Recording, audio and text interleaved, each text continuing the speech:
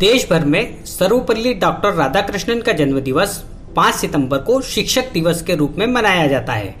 इस वर्ष कोरोना संक्रमण के कारण भले ही शिक्षक दिवस पर होने वाले आयोजन स्थगित कर दिए गए हो, परंतु आज हम आपकी मुलाकात एक ऐसे शिक्षक से करवाने जा रहे हैं जिन्होंने कोरोना के इस काल में आंखों में परेशानी आने के बावजूद भी बच्चों की शिक्षा को अधिक महत्व दिया, जिसके कारण 5 माह से प्रतिदिन 125 बच्चे ऑनलाइन क्लास के माध्यम से पढ़ाई कर रहे हैं।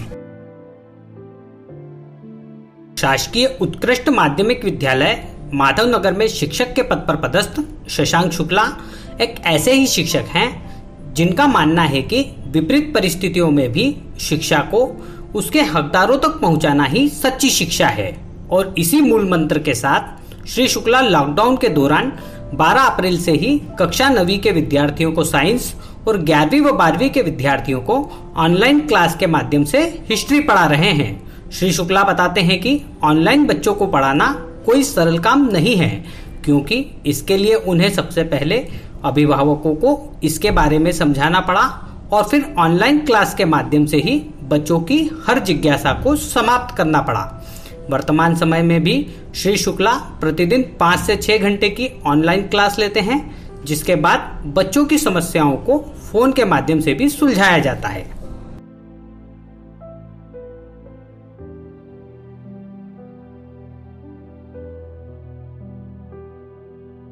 ऑनलाइन टीचिंग में हमारे पास भोपाल से डेली जो है लिंक आती हैं, स्टडी मटेरियल आता है, उसमें वीडियोस रहते हैं, फोटोग्राफ्स रहते हैं, क्वेश्चन रहते हैं और बच्चों को पढ़ाने के लिए कुछ और हेल्पिंग मटेरियल रहता है।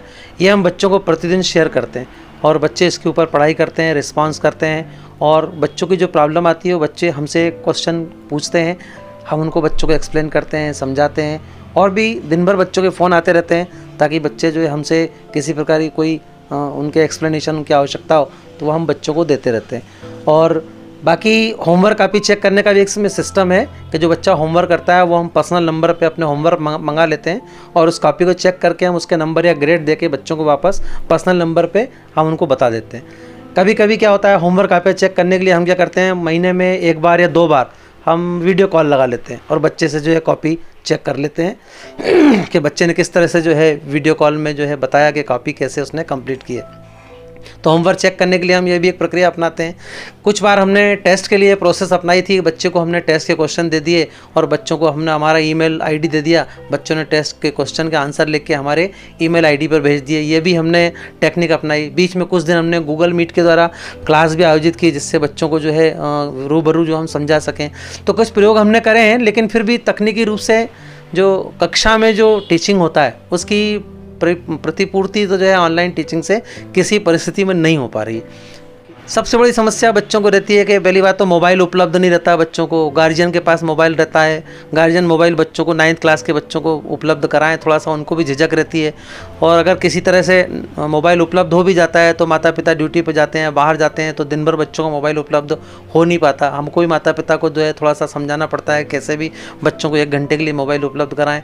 फिर इसके बाद नेट की समस्या रहती है, कभी नेटवर्क मिलता है नहीं मिलता है। ग्रामीण क्षेत्रों में खासतौर पर नेटवर्क की बहुत समस्या रहती है। जो ग्रामीण क्षेत्र के बच्चे जो होते हैं वो प्रॉपर वे में क्लास में अटेंड नहीं कर पाते हैं और उसको देख नहीं पाते हैं। और होमवर्क वगैरह भी जो बच्चे करते हैं उसमें हमें ये थोड़ा सा वो रहता है कि बच्चे ने सही अर्थों में ईमानदारी से होमवर्क कराया या किसी से कराया है, इसका भी थोड़ा सा क्लियर बात नहीं हो पाती उसमें कि बच्चे वास्तव में कर पा रहे हैं कि नहीं कर पा रहे। देखिए, मैं अपनी व्यक्तिगत बात बताऊं पहले मैं फिजिकली हैंडीकैप तो हूं, इसके साथ साथ मेरे साथ एक दिक्कत है कि मेरा डायबिटिक रेटिनोपैथी का ऑपरेशन हुआ अभी 4 महीने पहले। तो मेरे को आँख के ऊपर अभी लोड लेने को डॉक्टर ने साफ मना कर रखा, लेकिन फिर भी चूँकि बच्चों की हित की बात है इसलिए मैं एक आँख के माध्यम से जैसा तैसा धीरे धीरे बदल के रुक के मैं बच्चों को ऑनलाइन टीचिंग कराता रहता हूं। लेकिन मेरा ऐसा मानना है कि सामान्य व्यक्ति जिसकी आंखें भी ठीक हैं उसके ऊपर भी ज़्यादा मोबाइल का दिन भर उपयोग करने से एक तो आंखों के ऊपर भी, शिक्षकों के ऊपर असर पड़ता है। और दूसरी बात, हम जो अभिव्यक्ति सामने फेस टू फेस बच्चों को दे सकते हैं वो अभिव्यक्ति ऑनलाइन टीचिंग में हम बच्चों को नहीं दे पाते और सही अर्थों में हम बच्चों का सुपरविजन भी नहीं कर पाते कि वास्तव में बच्चा हमारे द्वारा दी गई जानकारी को पिकअप कर रहा है कि नहीं कर रहा, पढ़ पा रहा है कि नहीं पढ़ पा रहा, उसका जो ग्रास्पिंग रेट है वो हम प्रॉपरली ट्रीट नहीं कर पाते, उसको पता नहीं लगा पाते हम। ये हमारे साथ सबसे बड़ी दिक्कत आती है। तो सही है सर, बच्चों की तो बहुत याद आती है क्योंकि शिक्षक और विद्यार्थी दोनों हम एक दूसरे के प्रति पूरक हैं। और पर अब कुछ ये कोरोना संक्रमण काल में कुछ ऐसी परिस्थितियां निर्मित हो गई हैं कि गवर्नमेंट की गाइडलाइन का पालन करना है, इसलिए बच्चों के बीच में हम नहीं है। लेकिन फिर भी अब परिस्थितियों से समझौता करने के कारण अब जैसे तैसे जो है अब अपने आप को जो है ऑनलाइन बच्चों से जुड़े हुए हैं सर। बच्चों के दिन भर से करीब 100-125 बच्चों के फ़ोन दिन भर से आ चुके हैं इसी शिक्षक दिवस के विषय में। बच्चों से चर्चा भी करी, बात भी करी, उनको शुभकामनाएं भी दी बच्चों को, उन्होंने भी हमको विश करा। एटॉमिक मास सोडियम का कितना है?